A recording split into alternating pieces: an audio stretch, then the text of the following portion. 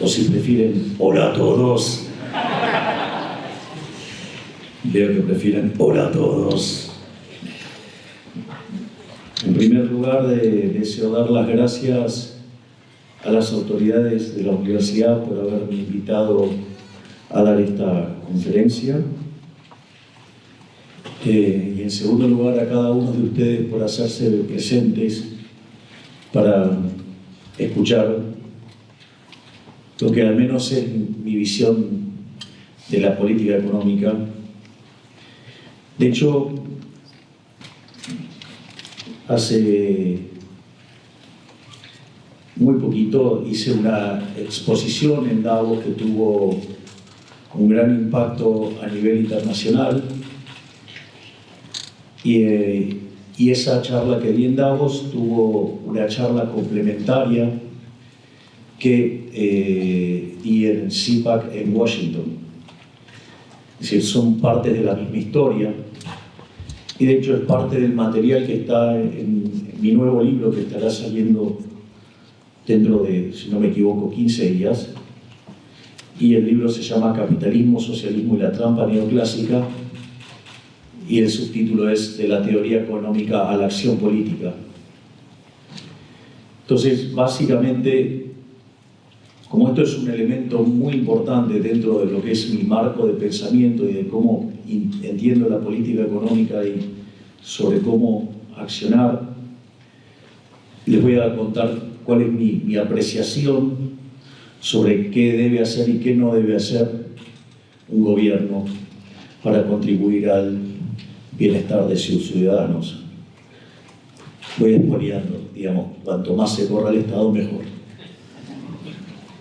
Entonces, lo importante es ir hacia el formato de la tesis central de este trabajo.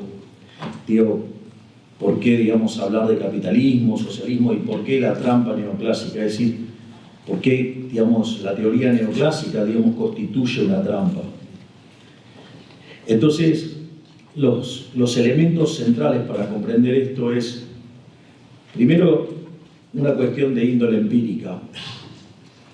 Aquellos países que son más libres son 12 veces más ricos en promedio que los países que son reprimidos. Es decir, la libertad económica conduce a un mayor bienestar económico. Ahora, ese mayor bienestar económico no solo, digamos, se manifiesta en que uno tiene un PBI per cápita en promedio más alto, además tiene una tasa de crecimiento más alta. También es cierto que aquellos países que son más libres tienen 25 veces menos de pobres en el formato estándar y 50 veces menos en el formato extremo. Además, la diferencia entre el decil más alto y el decil más bajo de la distribución en aquellos países que son más libres es menor. Es decir, y además la expectativa de vida es más alta. Por lo tanto, está claro que los niveles de bienestar en aquellos países donde hay más libertad económica, claramente disfrutan de un nivel de vida más alto. Ese, digamos, es uno de los elementos que uno tiene que tener dentro del radar, que tiene que ver con la cuestión de la superioridad del capitalismo sobre el socialismo / el estatismo. Digamos, esta es una discusión, digamos, terminológica no trivial, pero digamos que yo la voy a usar indistintamente, voy a usar esas palabras. Y, digamos, entonces, ese es el primer elemento, el elemento cuantitativo.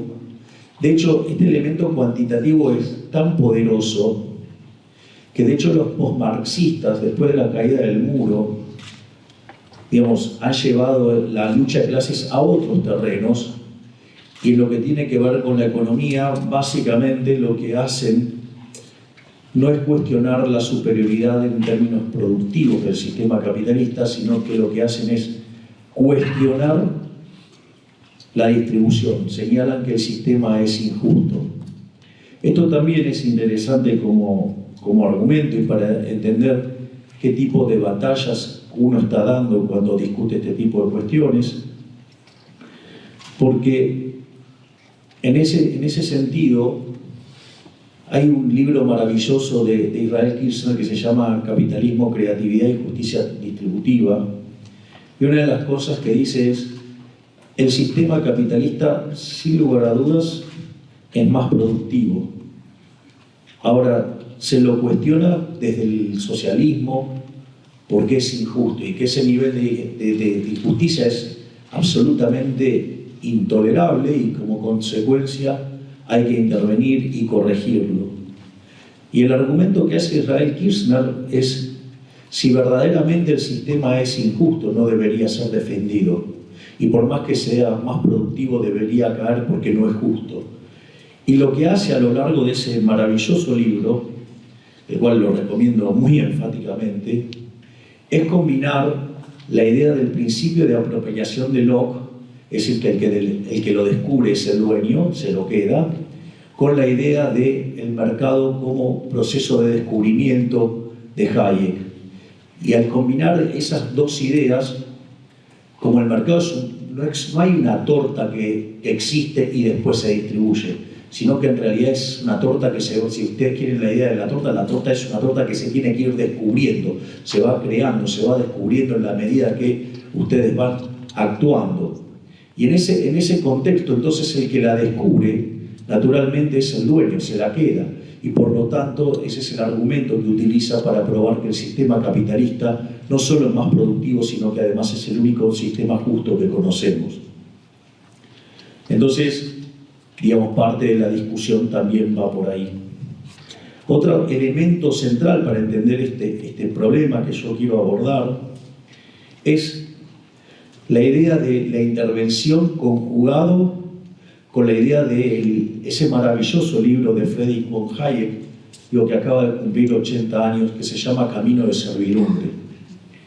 La lógica del libro de Camino de Servidumbre también está muy relacionado con algunas apreciaciones, por ejemplo, de Milton Friedman, que solía decir que la corrección gubernamental a los fallos del mercado, el resultado que terminaba generando siempre era peor, o generalmente era peor. Bueno, Hayek era bastante más abrupto en esto, y lo que decía es que siempre era peor.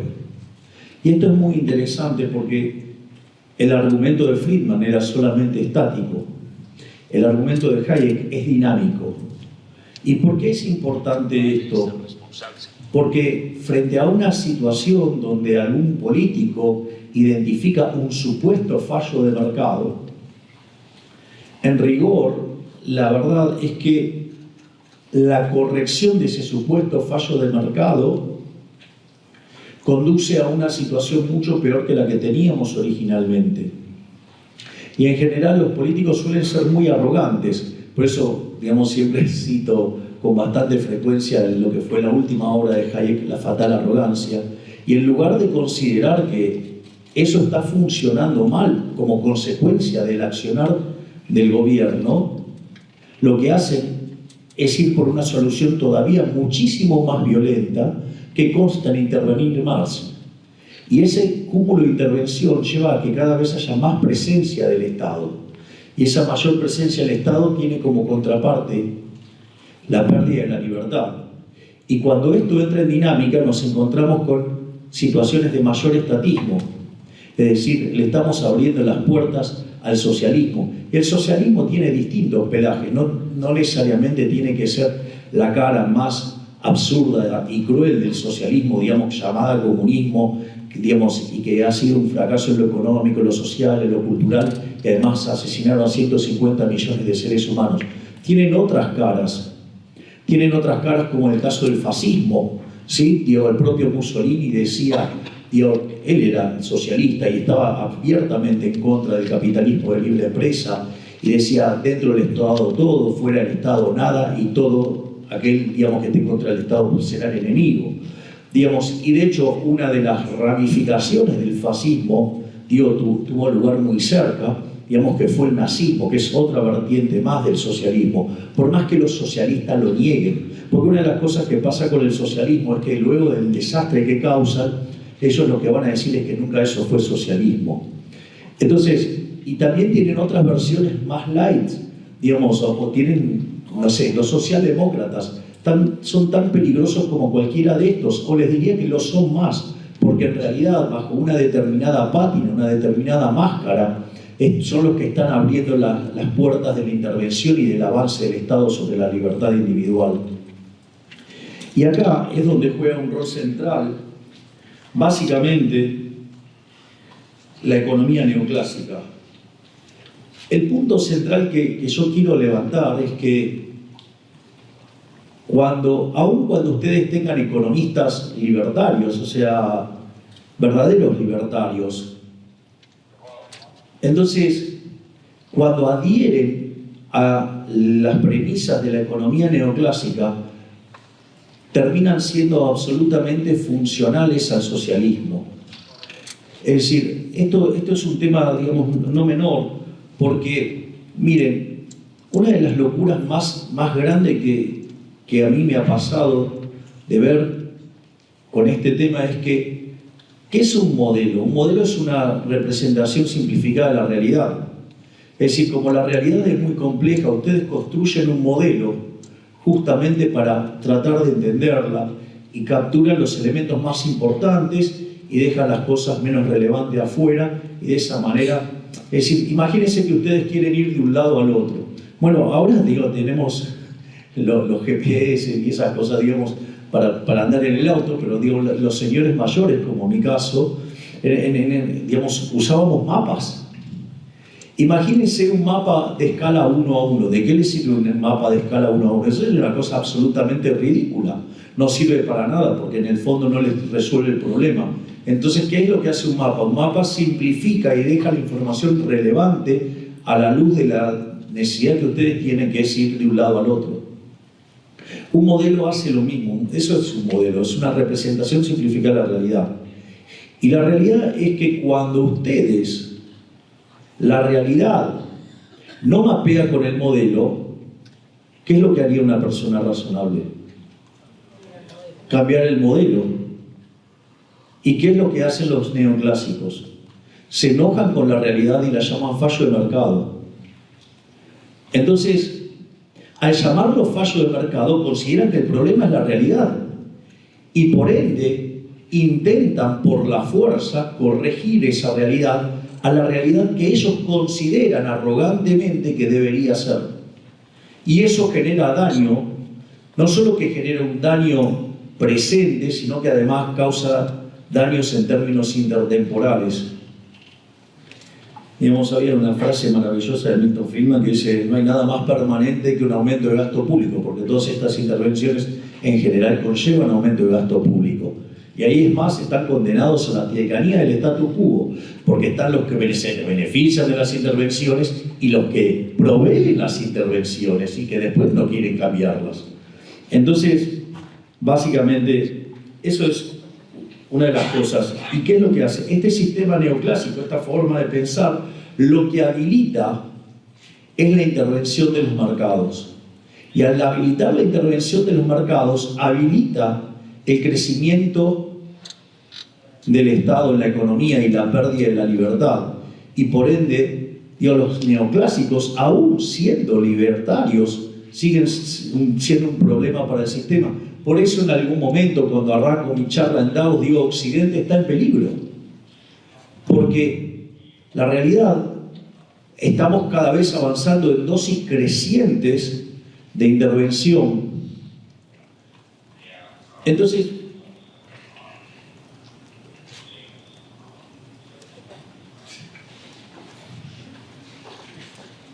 Entonces, con las dosis crecientes de intervención, eso nos lleva a pérdida de la libertad, nos lleva al socialismo. En este sentido, uno podría entonces empezar a encontrarse frente a dos escuelas de pensamiento. Por un lado tendrían la escuela de Chicago, con un estricto anclaje en la teoría neoclásica, y la escuela austríaca. Entonces, bajo la lógica de Chicago, ¿por qué existe el Estado? Bueno, el Estado existe porque en la vida real existen fallos de mercado. Y como alguien los tiene que corregir, los corrige el Estado. Y para eso, cobra impuestos, no lo hace gratis. Entonces ustedes conceden algo de su libertad, ¿sí?, para financiar al Estado y que el Estado corrija estos fallos de mercados, donde supuestamente, digamos, se supone que vamos a estar mejor. Y por el otro lado está la visión, digamos, de los austríacos. Si bien hay distintos tipos de austríacos, los hay minarquistas o los hay anarquistas, digo, en general tenemos una tendencia creciente a volvernos anarquistas. Digamos, lo que Jesús Huerta de Soto llama anarcocapitalistas, o lo que el profesor Alberto Venegas Lynch, hijo, considera el autogobierno. O sea, somos muy partidarios del autogobierno. De hecho, desde nuestro punto de vista, los fallos de mercado no existen. Y en este sentido, una de las cosas que yo suelo decir es que si ustedes creen que hay un fallo de mercado, lo primero que deberían hacer, en lugar de decir que hay un fallo de mercado, deberían testear que no está la presencia del Estado en el medio. Porque si está el Estado en el medio, ¿por qué le vamos a echar la culpa al mercado, digamos, de una imperfección que está causando la presencia del organismo de coacción, digamos, institucionalizada, digamos, el monopolista de la violencia que es el Estado? Entonces, digo, parece, digamos, como bastante raro, digamos, echarle la culpa al mercado cuando en realidad está el Estado metido en el medio. Y en ese sentido, mi recomendación es que primero se fijen si está metido el Estado en el medio. Y si no está metido el Estado en el medio, hagan de vuelta el análisis porque está mal. Es una cosa de así como fundamentalismo del mercado. Es decir, porque lo primero que hay que entender, ¿qué es el mercado? Es decir, si ustedes creen que, digamos, o sea, el mercado es tirar un par de dibujitos, o sea, una curva de oferta y una curva de demanda, bueno, digo, si creen que ese es el mercado, digamos, eso es una linda alegoría, pero de ahí a que eso sea la definición de mercado es bastante alejada. Desde nuestra perspectiva, o al menos desde la mía, el mercado es un proceso de cooperación social donde se intercambian voluntariamente derechos de propiedad. Digo, esa es la clave. Se intercambian voluntariamente derechos de propiedad. Es decir, si yo les voy a vender mis anteojos, ¿sí?, digamos, o sea, ustedes van a recibir mis anteojos, que son mi propiedad, y ustedes a cambio me van a dar dinero. Es más, fíjense qué importante, porque esa relación entre el dinero que ustedes me dan y mis anteojos, ¿qué es lo que está fijando? ¿Cómo se llama eso? Eso se llama precio, es un registro histórico que se llama precio, que está manifestando lo que es esta transacción que nosotros estamos haciendo. Y eso, digamos, ese registro histórico que se llama precio, es un mecanismo de transmisión de información. Es decir, eso genera información para el sistema. Digo, eso hace que los agentes se coordinen. Algunos actuarán como oferentes, es decir, a ese precio algunos estarán dispuestos a ofrecer anteojos y otros estarán dispuestos a vender anteojos. Y como no necesariamente la cantidad ofrecida y la cantidad demandada van a ser iguales, es decir, uno no es que traza el dibujito y ¡pac!, y le pega en el medio, ¿sí?, o sea, justo donde se cruzan las curvas, se va a producir un ajuste.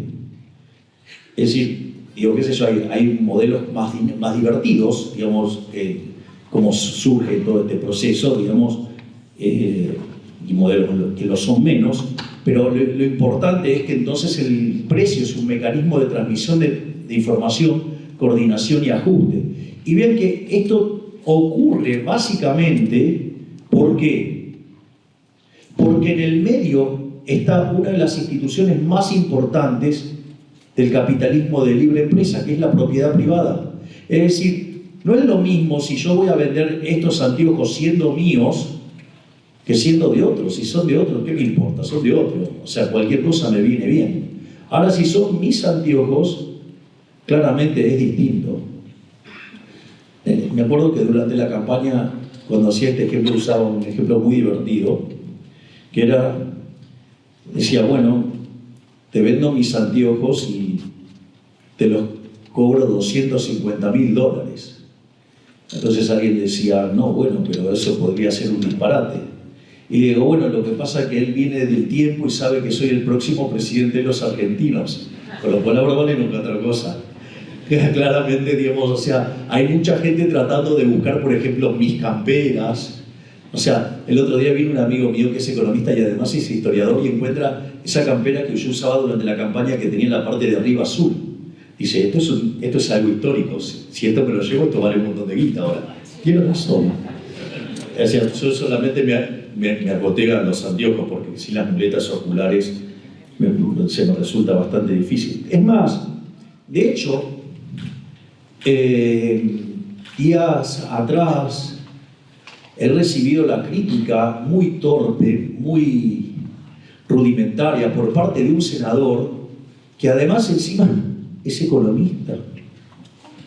Entonces se estaba quejando porque los repelentes, digamos, o sea, de mosquitos, estaban subiendo mucho de precio. O sea, hay una epidemia de mosquitos, hay un montón de mosquitos como consecuencia de la campaña que no se llevó a cabo el año anterior. Entonces, sí, claro, hay mosquitos porque no se hizo... Cosa que pasa siempre después de los años electorales. Parece que la política, digamos, pone la atención en cualquier otro lado y en ese contexto, digamos, al otro año hay epidemia de mosquitos, el famoso dengue. Entonces, este torpe y mediocre y pésimo economista, para ser bastante educado, decía que eso es para que el presidente que cree que no existen los fallos de mercado, acá tenemos un claro fallo de mercado, y esto, digamos, o sea, como el Estado tiene más información, tiene que corregirlo el Estado. Un conjunto de estupideces verdaderamente fenomenales. Es decir, Hayek se estaba retorciendo en la tumba mientras le escuchaba a este muchacho. Digo, lo primero que habría que entender es, che, hay un elemento que hace que se dispare la demanda. Lo normal que sería que suba el precio. Sería lo bastante lógico. O sea, ¿cómo, digamos, un economista se va a quejar de que dado un stock, sí, si aumenta la demanda, el precio suba? Digo, lo primero que debería ser, che, este economista es medio raro, si no. Digo, por no decir otros adjetivos un poquito más ásperos. Ahora, no solo eso, sino que además, una cosa que uno tendría que chequear es que, si quiere decir que eso es un fallo de mercado, que me parece que eso no entra en la categoría de fallo de mercado, o sea, parece que el chico está flojo de microeconomía. Al margen de eso, si el mercado no responde rápido, tendríamos que ver si no está metido el Estado en el medio. Y adivinen qué cosa, había una prohibición de importar justamente los repelentes. Es decir, que el problema estaba ¿dónde? En las restricciones cambiarias que había dejado el gobierno anterior porque no permitían importarse repelentes. Obviamente, digamos, ¿qué hicimos? Abrimos las importaciones y aparecieron los repelentes, el sector privado lo resolvió solo. Y es más, si no hubiéramos hecho eso, además había una empresa que estaba dispuesta a comprar una parte de una empresa que pertenece al ejército y resolver el problema también. Es decir, con lo cual, digamos, claramente el mercado sí lo podía resolver.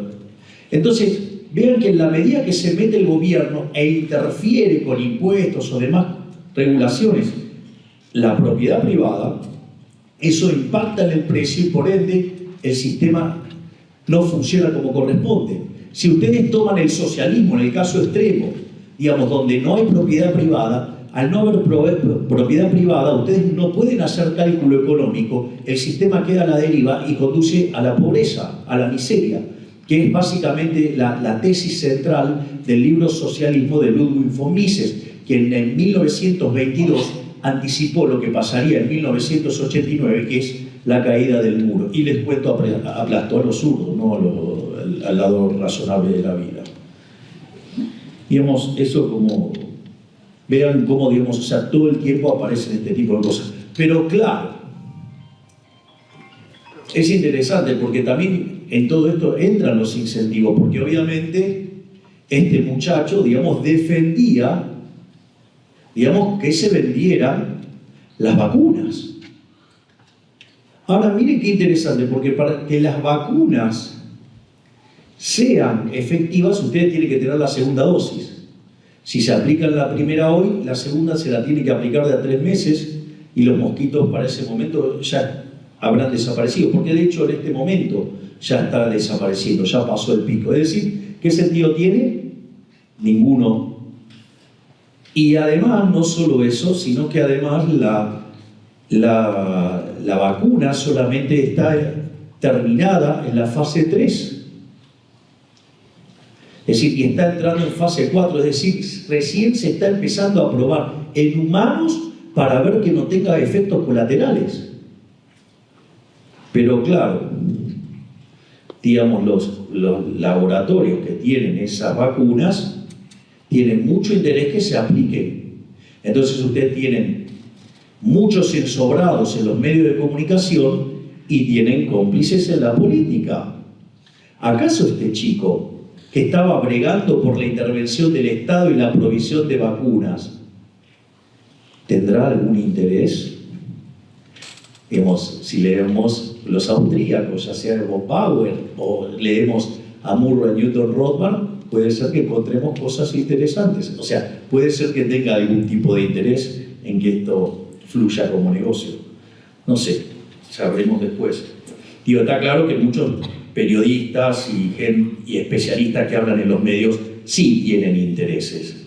Por ejemplo, hay un señor que defiende mucho esto de la vacuna y sucede que el hijo trabaja en el laboratorio que provee la vacuna. No sé, al menos sospechoso. Y, por ejemplo, hay otro que, está en otro canal de noticias y habla todo el tiempo de esto, que justamente tiene un vacunatorio de esto. Bueno, esa es la vida real. Entonces, estas son las cosas interesantes. Ahora, si entonces en este marco, en donde los neoclásicos, cuando la realidad no se mapea con el modelo, lo llaman fallo de mercado y generan intervención, y esa intervención genera mayor presencia del Estado, y eso lleva inexorablemente a un aumento de la presencia del Estado en la economía y la destruye. Tengo un ejemplo bueno de esto. ¿Saben cómo se llama? Argentina. Digo, arrancó el siglo XX siendo el país más rico del mundo, hoy es 140. En ese sentido, no es que, digamos, vengo a contarle de algo que no conozco, vengo a contarles de un lugar que padece toda esa intromisión, donde en realidad nosotros somos las víctimas más emblemáticas de Gramsci. Gramsci decía que para meter el socialismo en una sociedad tenía que meterse en los medios de comunicación, meterse en la cultura, ¿sí? Y meterse en la educación. Y desde ahí impregnar a la sociedad del socialismo. Y que además esa es la base de la estrategia del Foro de San Pablo. Y fue bastante exitoso el Foro de San Pablo en esa estrategia, porque en Argentina tuvo como presidentes a Néstor Kirchner, 2 mandatos de Cristina Fernández de Kirchner y Alberto Fernández, digamos que se fue liderando el Grupo Puebla, que es la versión nueva. En México, por ejemplo, está López Obrador.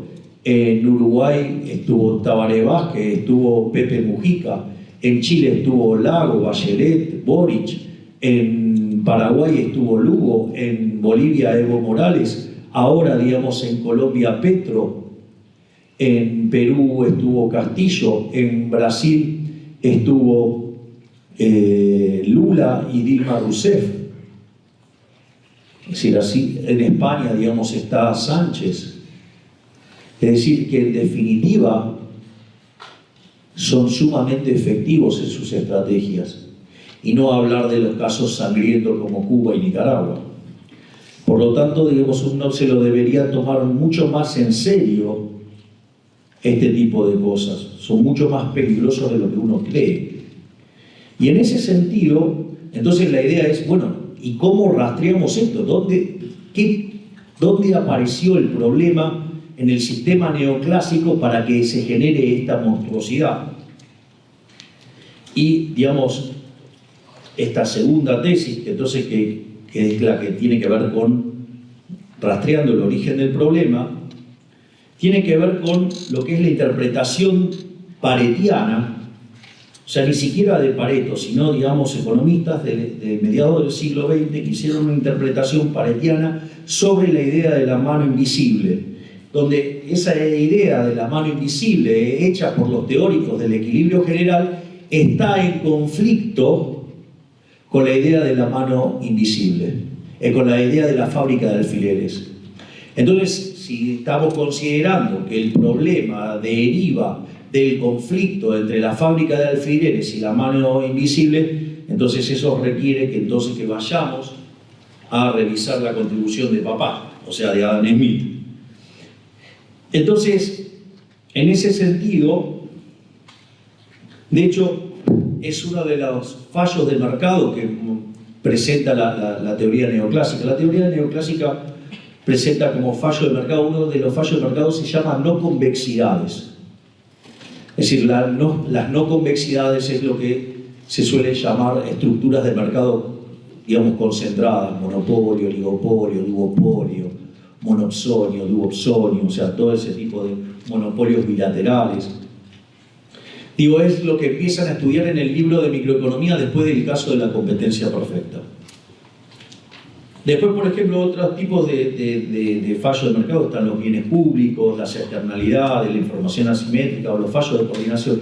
Eso sobre el final de la charla, digamos, los voy a abordar. Pero, digamos, me parece más divertido arrancar con el tema de los monopolios, la idea de la fábrica de alfileres y todo eso.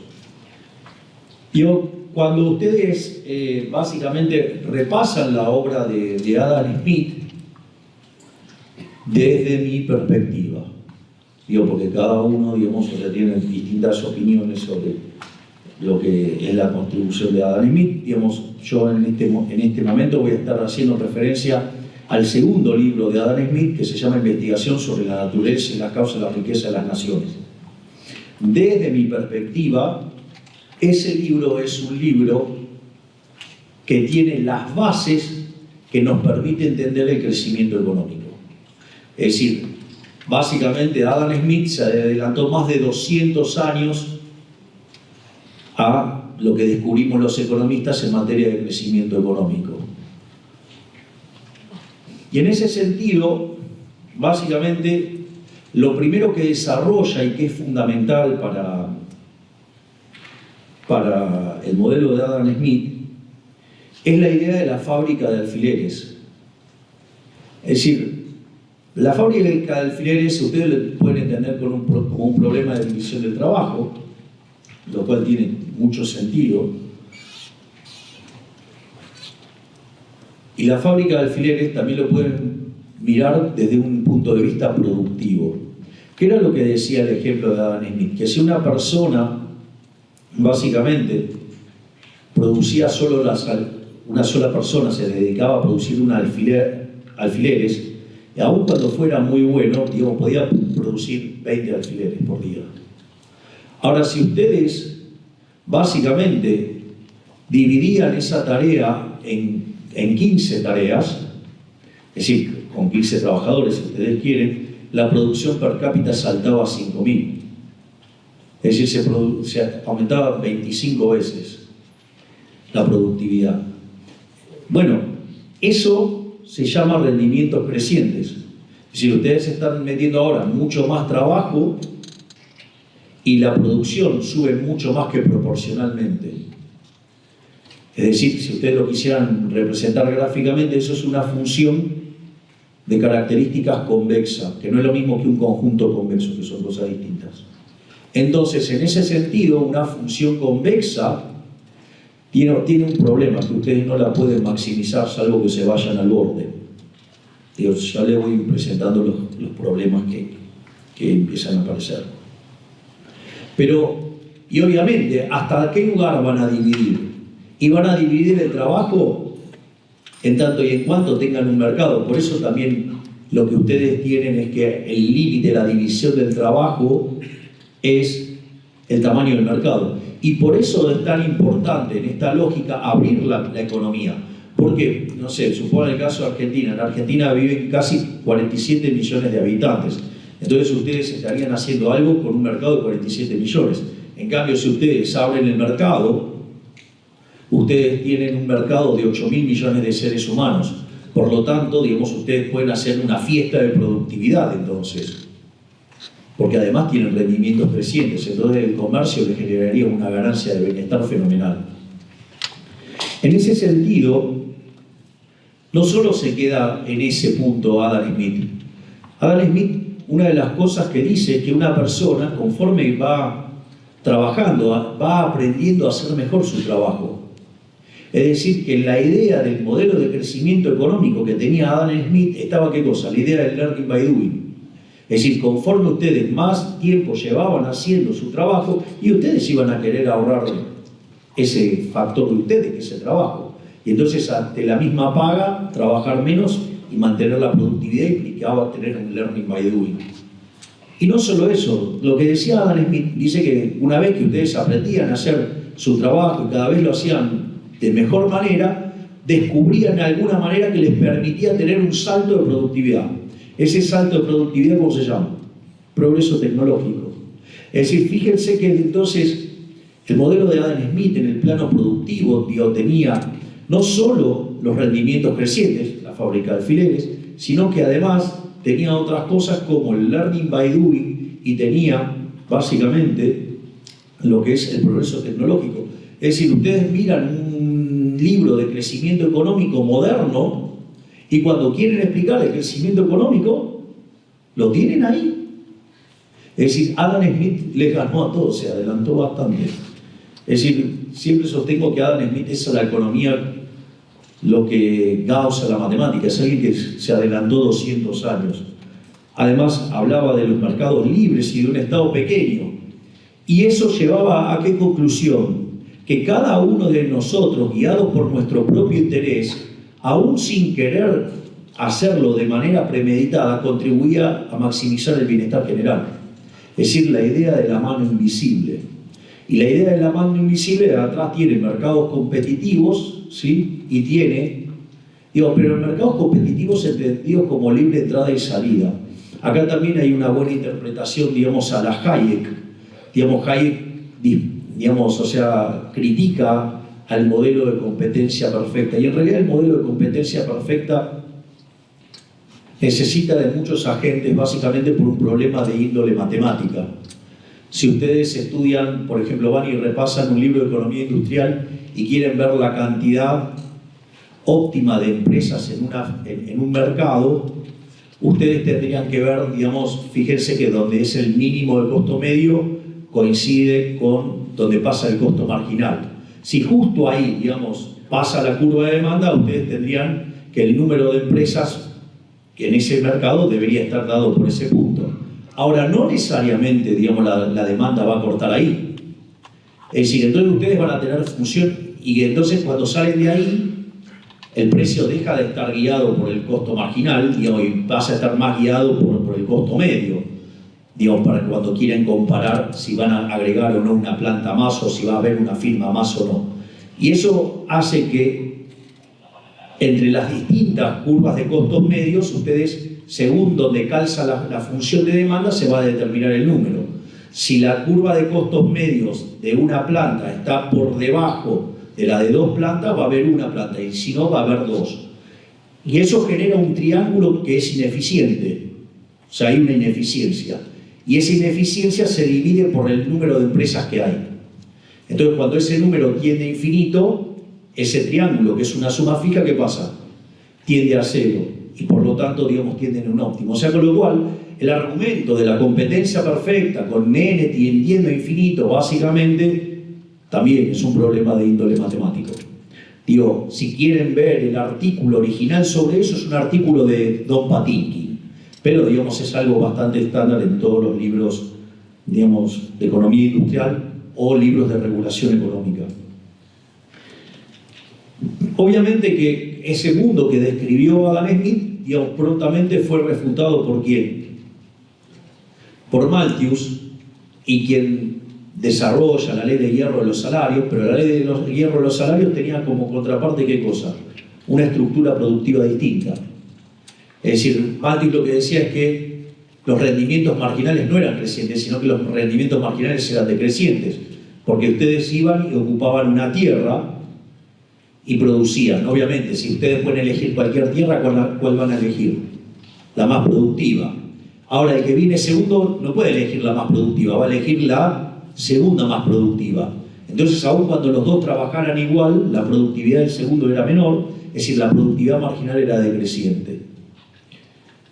La realidad es que si ustedes miraran la evidencia empírica entre el año 0 y el año 1800 de la era cristiana, ¿saben qué?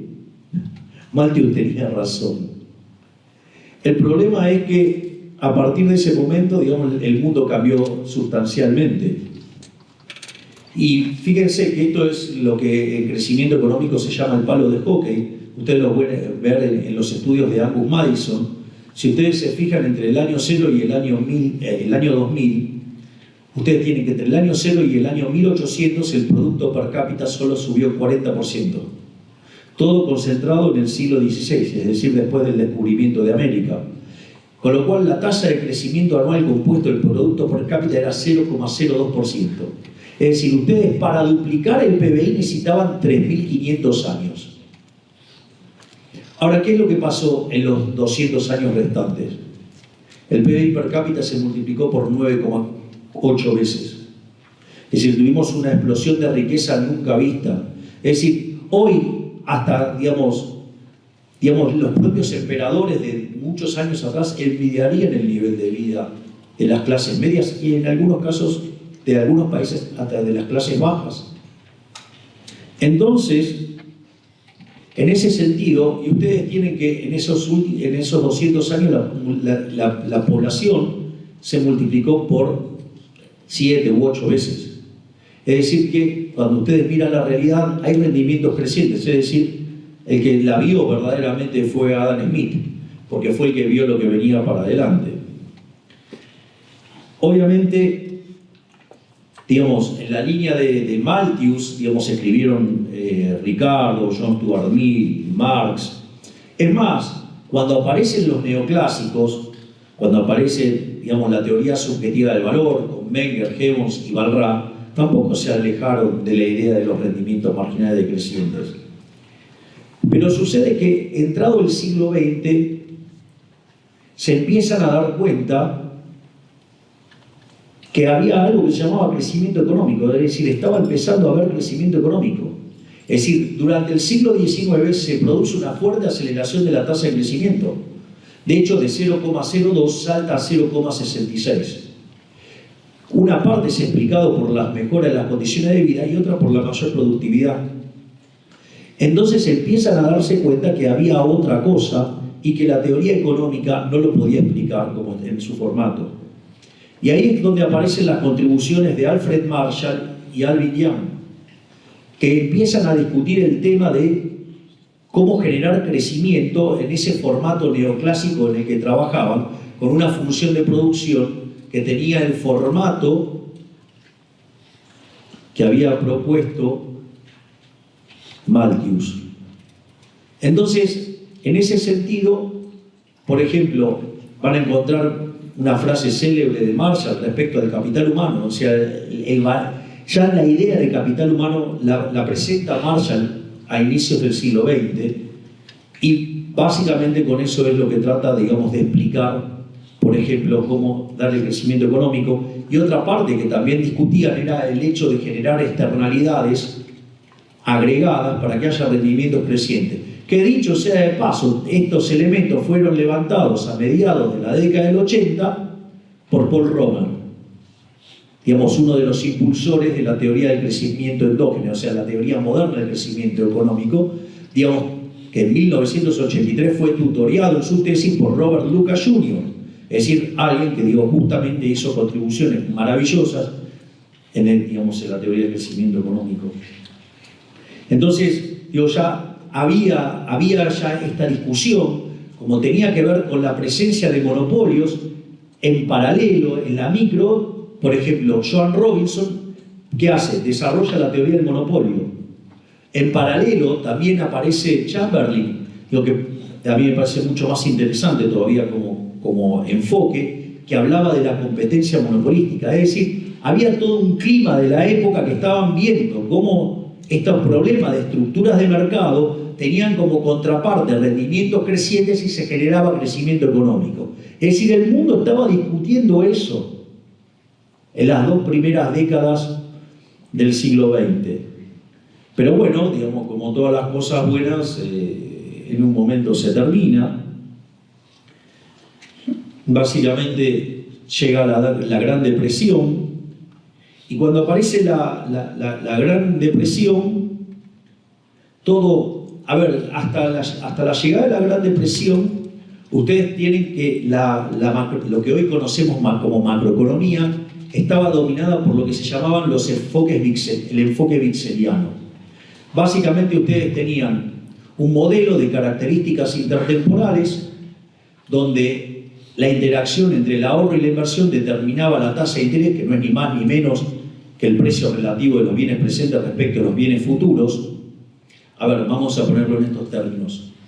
Si la tasa de interés significa el precio relativo de los bienes presentes respecto a los bienes futuros y sube, significa que los bienes presentes están más caros que los bienes futuros. Si están más caros los bienes presentes que los bienes futuros, a mí me conviene sustituir bienes presentes en favor de bienes futuros. Por eso ustedes van a ver que cuando la tasa de interés sube, el ahorro sube.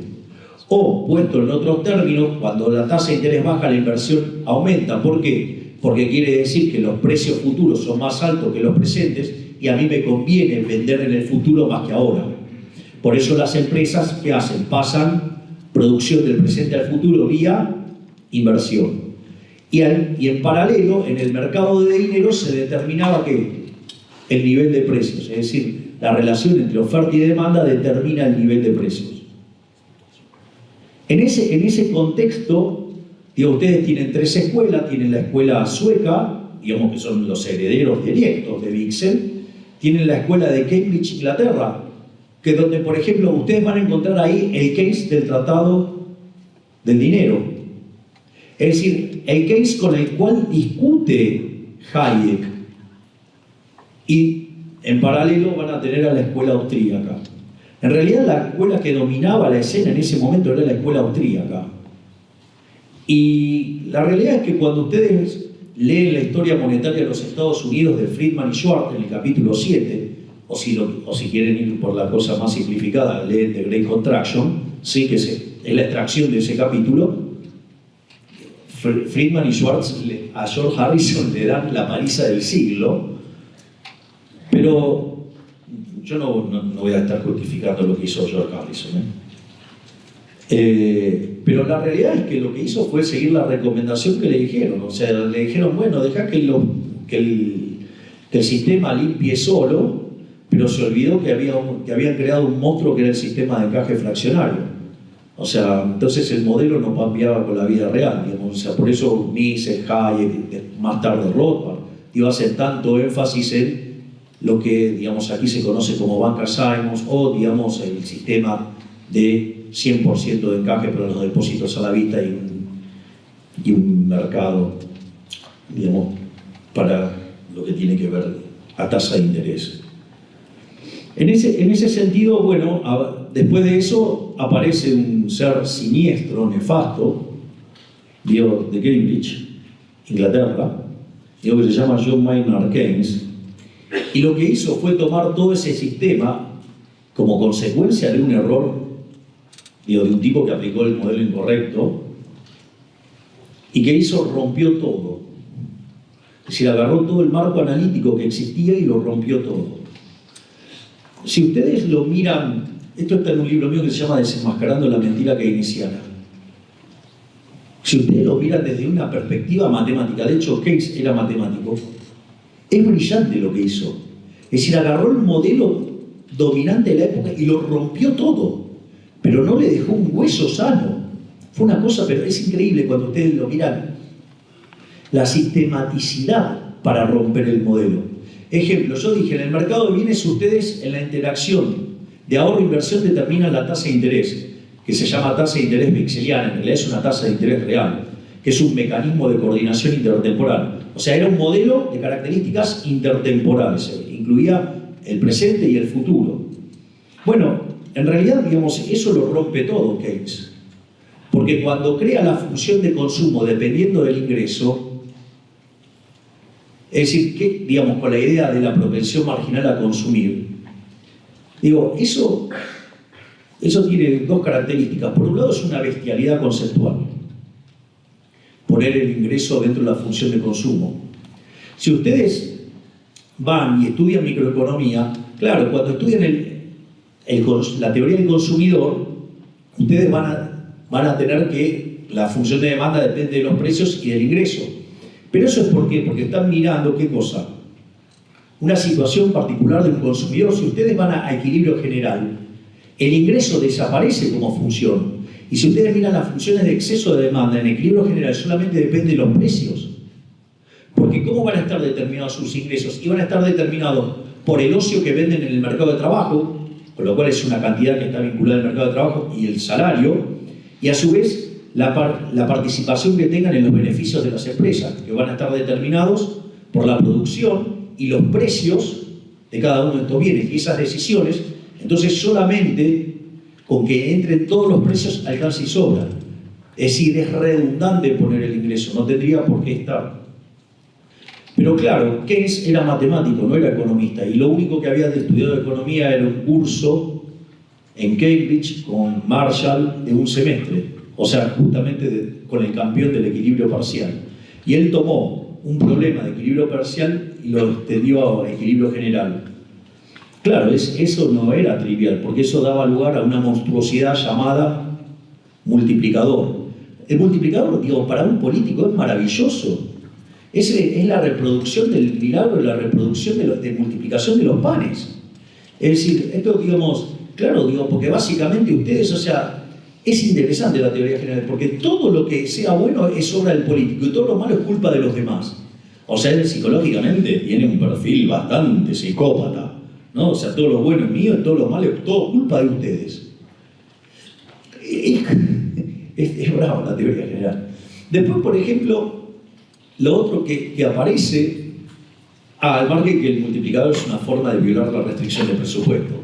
Es decir, digamos, el milagro de la multiplicación de los panes no está, digamos, al alcance de los humanos. E intentar hacerlo, digo, bastantes problemas que causa. Miren, si no les cuento las cosas que han hecho en Argentina, creyendo que imprimiendo dinero se podía salir de esta restricción. Es como que ustedes están en su casa, están con su pareja, tienen 2 porciones de tallarines, de fideos, y viene gente. Imagínense que le empiezan a sacar fotocopias a los fideos. Digo, si se van a comer esas fotocopias les va a ir bastante mal. Digo, por más que sean como impresoras color, digo, le van a caer peor todavía. Después lo otro que hace es decir que la inversión depende de los animal spirits. Es decir, tengo una versión bastante grosera al respecto. Digamos, no voy a pasar de largo, porque es un poco fuerte. Es decir, algo así como que los inversores invierten por una cuestión lírico-testicular. O sea, si se le cantan, bueno, ya se con lo cual es la función exógena. Y de esa manera, ahorro e inversión ahora no determina la tasa de interés, sino que determina ¿qué cosa? El ingreso. Con ese ingreso deriva la demanda de trabajo. Y con una oferta de trabajo dada, digamos, eso determina el salario. Entonces ahora tiene un problema Keynes, que es necesita determinar la tasa de interés y necesita determinar el nivel de precios. Y solo le queda el mercado monetario. Entonces, ¿qué es lo que hace? Reflota la teoría del valor trabajo y determina los precios como un markup sobre los costos, es decir, un retroceso fenomenal en términos de teoría del pensamiento económico. Es decir, vuelve a la teoría del valor trabajo, o sea, el precio es un markup sobre los costos. Es una cosa aberrante. Claro, entonces ahora cuando aparece la inflación es culpa de los trabajadores, es culpa de los sindicalistas, es culpa de los empresarios, nunca es culpa, digo, de los políticos.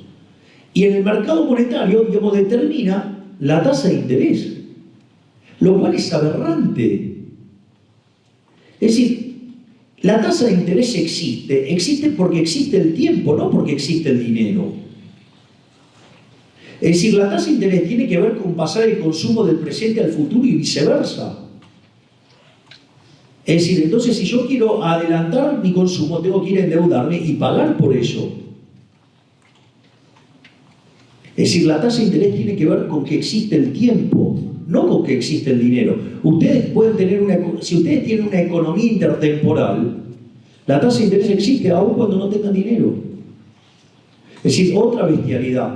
Es decir, entonces rompió toda la estructura intertemporal y creó un nuevo monstruo a beneplácito de los políticos, ladrones, mesiánicos, corruptos, o sea, porque lo único que hacían era motivar ¿qué? El gasto público. Ahora, bueno, ¿y eso cómo iba a terminar? Mal. Entonces, a mediados de la década del 50 nos empezamos a dar cuenta que que la tasa de inflación se estaba acelerando. Y ahí aparecen, desde la academia, aparecen dos respuestas frente a las aberraciones keynesianas. Es más, los mismos keynesianos hacen correcciones, porque en 1958, ¿quién aparece? Phillips, encontrando una relación entre los salarios, la variación de salarios y el nivel de desempleo. Que eso es corregido después por Lipsey, aplicando los criterios de la teoría general, para encontrar una relación entre la tasa de inflación y la tasa de desempleo. Y eso genera todo un debate en la teoría económica. ¿Y quién se le pone del lado del frente? Milton Friedman.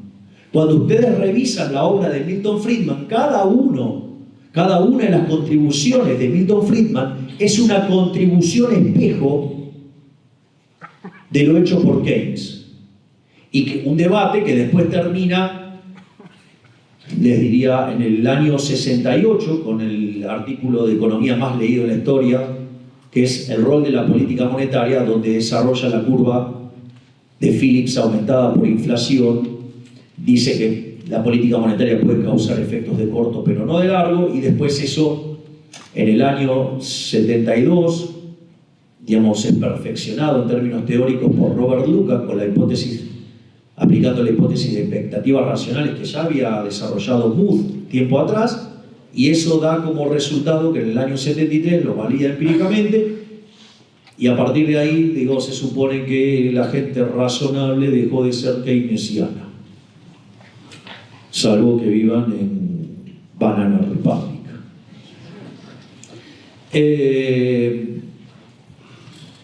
Los lugares donde viven, los que dicen que la inflación es multicausal, puja distributiva, todas esas bestias, bueno, ese zoológico, lo tengo bastante cerca ya. De hecho, vivo en ese. No comparto esas preferencias, pero esa es una de las respuestas. Pero la otra respuesta, ¿qué fue? Aparecieron los teóricos del equilibrio general. Entonces dijeron, bueno, vamos a hacer economía en serio, vamos a ir a mirar, digamos, la cosa como corresponde. Entonces, cuando empiezan a mirar la cosa como corresponde, ahí se encuentran con dos herencias, digamos, o sea, está la herencia de Balrach y está la herencia de Pareto. La herencia de Balrach era estudiar el equilibrio, es decir, si existe, si es único, si es estable. Es decir, entonces, por ejemplo, ustedes construyendo, hacen todo un planteo topológico. Digo, ¿para qué? Para que ustedes puedan aplicar. Lo bueno es que para esta época aparecen los teoremas de punto fijo de Brouwer en el 56 y el de Caputani en el 57. Y eso provee una herramienta muy poderosa que, si ustedes están dentro de un conjunto, digamos, que es convexo, que además es cerrado, si la función que ustedes desarrollan es continua, entonces tienen una aplicación de una función f de x, en algún lugar va a ser igual a x. Eso, digamos, es la representación de un punto de equilibrio.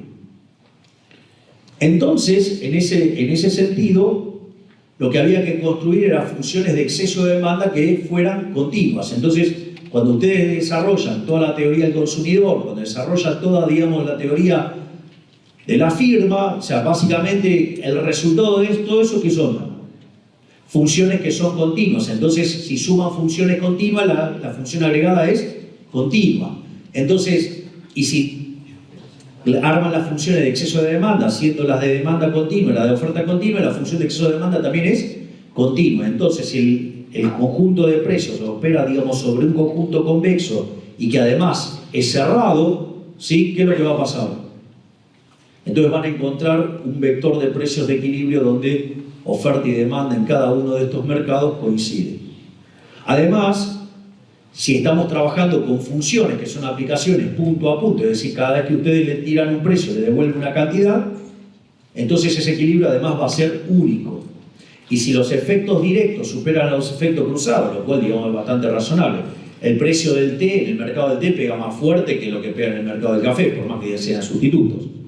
Por lo tanto, en ese caso de cumplirse eso, digamos, la diagonal principal domina a todos los componentes restantes de la matriz y por ende, no solo que el equilibrio existe, es único y es estable.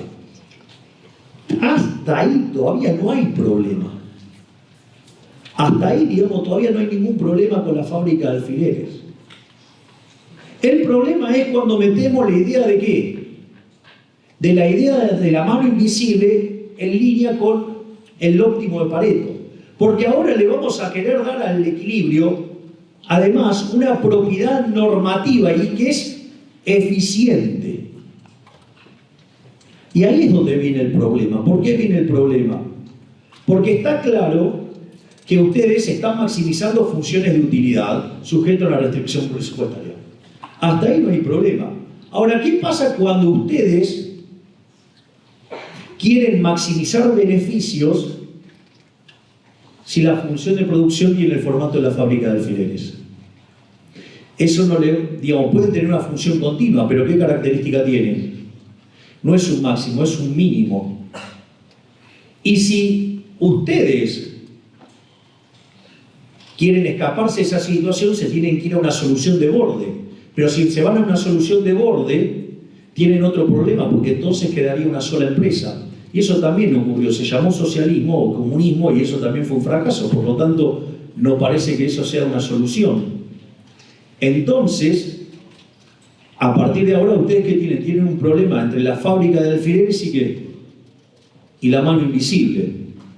Entonces, sacrificaron la fábrica de alfileres, se quedaron con la idea de la mano invisible, entonces se tomaron funciones de producción con rendimientos constantes o a escala o con rendimientos marginales decrecientes.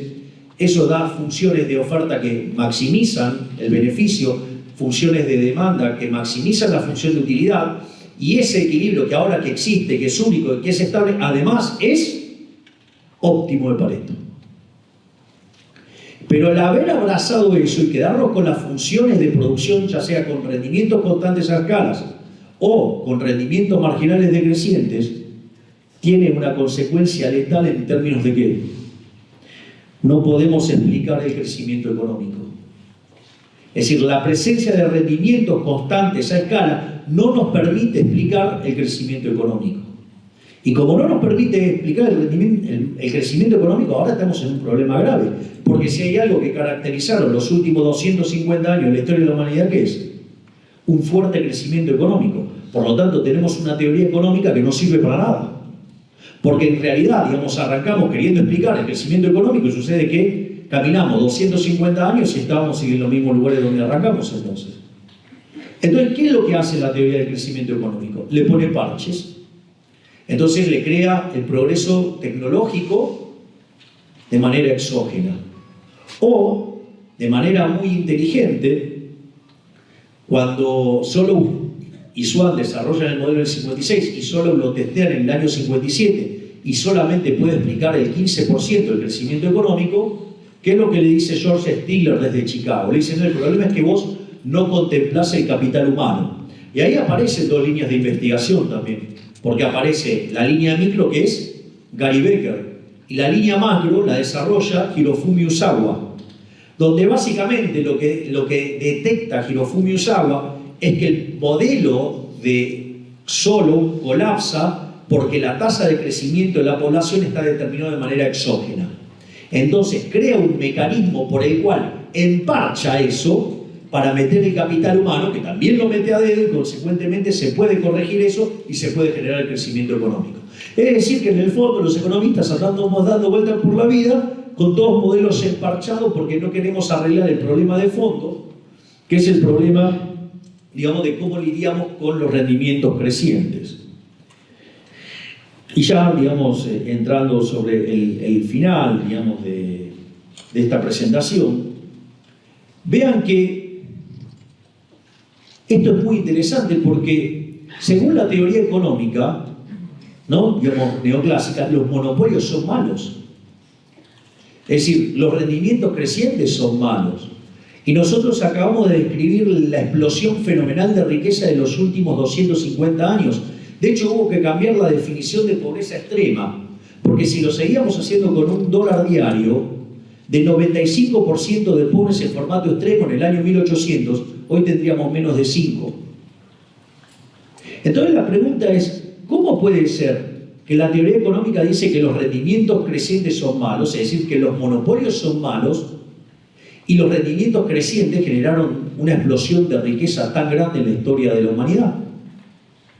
Entonces la pregunta es, ¿nos enojamos con la realidad o nos enojamos con los modelos? ¿Qué hicieron los neoclásicos? Se enojaron con la realidad y salieron a regular monopolios. ¿Cuál sería la conclusión directa de regular un monopolio a la luz de esto? Que van a estar matando los rendimientos crecientes. Y si matan los rendimientos crecientes, van a estar matando el crecimiento económico. Pregunta, ¿cuál es la zona del mundo más regulada de todas? Europa. Consecuentemente, es la zona con menos crecimiento económico. Es decir, están tan abocados por regular, que obviamente le matan a las empresas que los rendimientos crecientes. Y al matarle los rendimientos crecientes, también generan ¿qué cosa? No crecimiento, es decir, terminan matando el crecimiento económico. Ese, digamos, es una de las cosas. Ahora, digo, ¿este es el único efecto ridículo que genera la intervención? Hay otro que también es muy divertido, que es el caso de los bienes públicos. Ustedes, para tener un bien público se necesitan dos características: que no haya exclusión y que no haya rivalidad de consumo. Ejemplo, rivalidad en consumo. Si yo, digamos, me voy a comer un chocolate, si lo como yo, ustedes no lo pueden comer. O sea, ¿qué quiere decir ahí? Que hay rivalidad en consumo. Lo consume uno o lo consume el otro, pero no puede consumir los dos a la vez. Y el otro es el problema de la exclusión. Si en este momento, digamos, alguien en la sala quisiera iluminar una parte y excluir a los otros, sería bastante complicado, salvo que sea por bloques, ¿no? Pero, digamos, o sea, yo quisiera excluir a alguien de este segmento, a alguien de este o a alguien de este, sería imposible, si no los puedo excluir.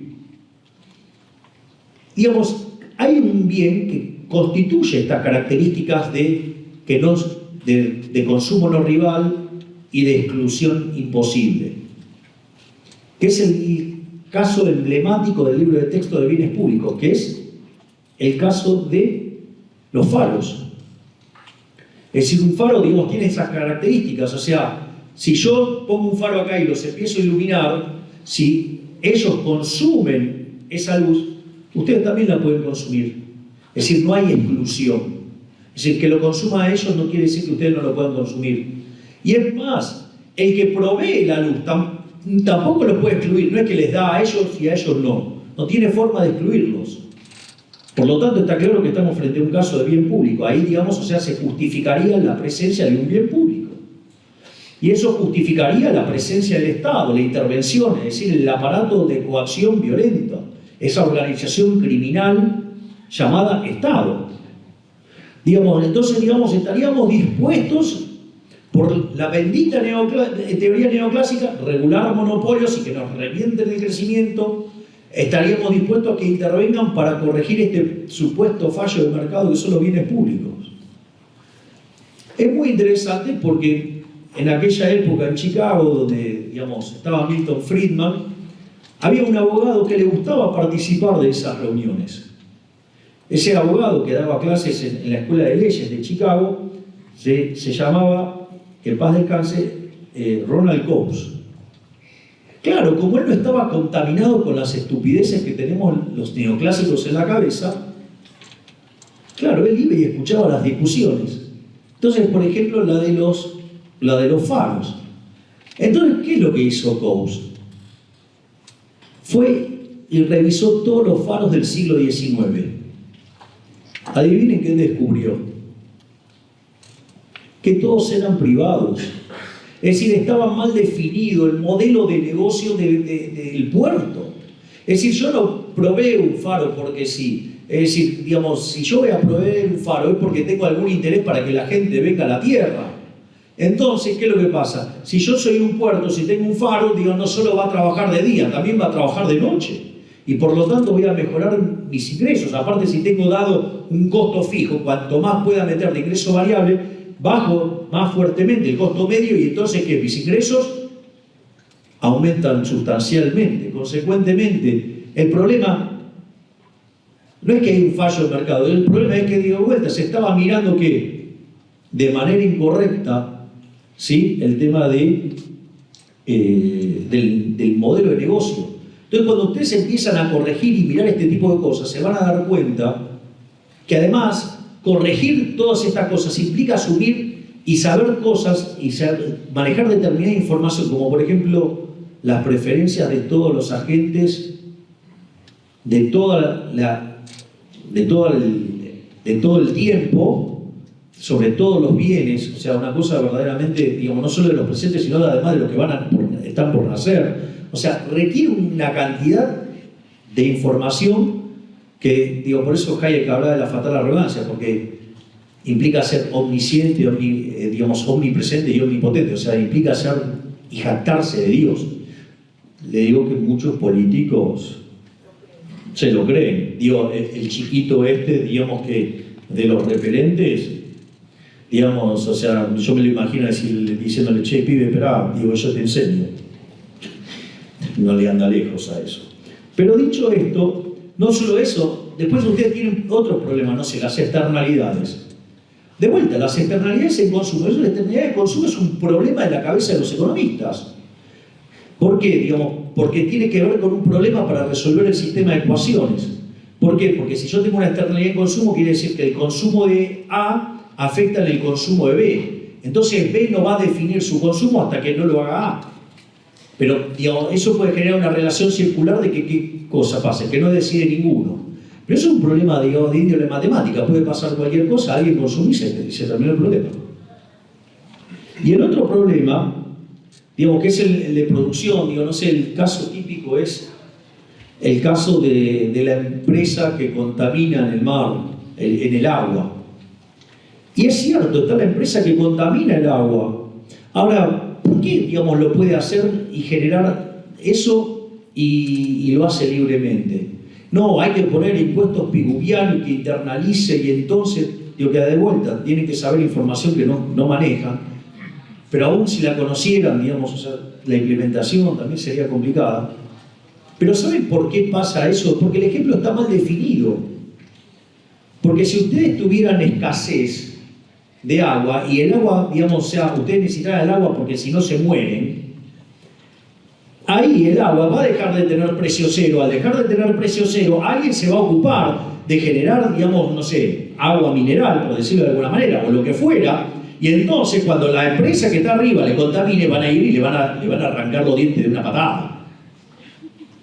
O lo van a llevar a una corte y lo van a tratar de resolver, digamos, con los abogados. Pero de vuelta, digamos, o sea, fíjense que se justifica la intervención sobre un modelo mal diseñado. Entonces, digamos, nosotros estamos regalando nuestra libertad a los estatistas, a los colectivistas, a los enemigos de la libertad, ya sea o por problemas de diseño matemático o por modelos mal definidos. Digo, yo no entregaría mi libertad bajo ningún punto de vista, pero menos por estas dos estupideces. Digamos, obviamente, digo, podemos seguir con los problemas de información asimétrica, digamos, conocen el modelo de Stiglitz a la perfección. Digo, a ver, si ustedes estuvieran obligando al... el modelo, lo voy a contar porque digo, no tengo por qué asumir que lo saben. El modelo de Stiglitz, ¿qué dice? Que un banco, en la medida que, digamos, o sea, va prestando a una tasa más alta, gana plata, pero no linealmente, sino que cada vez menos que proporcionalmente, porque conforme va cobrando más tasa, va tomando más riesgo. Y entonces ahí se le empiezan a caer los créditos. Entonces, mientras que le suben los ingresos por el efecto de la tasa de interés, cuando se le van cayendo los créditos, eso le compensa. Entonces, el beneficio sube conforme sube la tasa de interés, pero menos que proporcionalmente, encuentra un máximo y a partir de ahí empieza a caer. Es decir, que bajo ningún punto de vista un banco tiene incentivo a dar préstamos por encima de esa tasa en la cual se maximizan los beneficios. ¿Hasta ahí vamos? Y si ustedes, digamos, la tasa de interés fuera más alta, el proceso de selección adversa que le atrae a todos los deudores malos, ¿qué hace? Le genera una quiebra.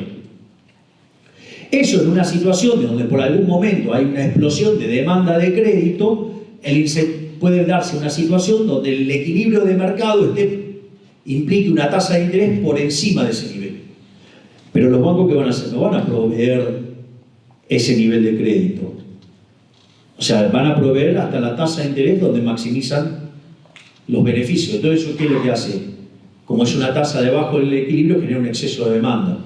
Eso genera un exceso de oferta en el mercado de bienes, genera una caída del PBI, cae la demanda de trabajo, genera un exceso de oferta de trabajo y por ende genera o desempleo, ¿sí?, o caída de salarios o alguna combinación de eso. Entonces, ¿qué es lo que sugiere el genio de Stiglitz? Es, bueno, dale rosca a la política monetaria, cambia la situación y se acabó.